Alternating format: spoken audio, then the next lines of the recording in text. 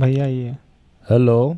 तेरा छोटा भाई गाड़ी ठोक गया है। भाई मेरे छोटे भाई थे ना, गलती होगी, मैं मानता हूँ। मैं 15 दिन के लिए बाहर गया था, सारा कांड हो गया। कहाँ 15 दिन क्या लगा रखा, कहाँ चला गया था तो? अमेरिका भाई चला गया था 15 दिन के लिए?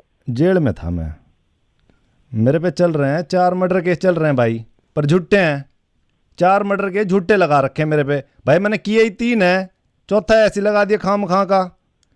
तो उस केस के सिलसिले में मैंने जाना पड़ा बार बार, तो वह प्रॉब्लम होगी। इसके पीछे इसने पता नहीं क्या कांड कर दिया। तो वही मैं बुझूं भाई, आप तय क्या हो गया बताओ आप मेरे को। घनी लग गई क्या गाड़ी में?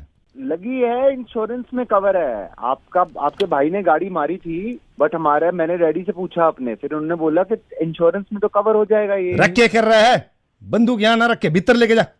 बाहर रख देता ने बंदूक। हाँ भाई बताओ क्या कर रहे थे आप? हो गया है, क्लेम हो गया है भाई साहब मेरी। ना भाई देखो, क्लेम तो अलग चीज है, हमारी भी तो कोई दिक्कत नहीं रिस्पॉन्सिबिलिटी है। बनती है ना कुछ की। हम